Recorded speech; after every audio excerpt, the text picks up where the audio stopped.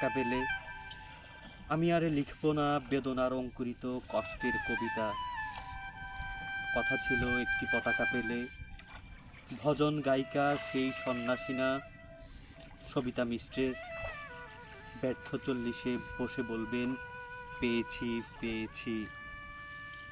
কথা ছিল একটি পতাকা পেলে পাতা কুড়ুনির মেয়ে শীতের সকালে ওম নেবে জাতীয় সঙ্গীত শুনে পাতার মর্মরে।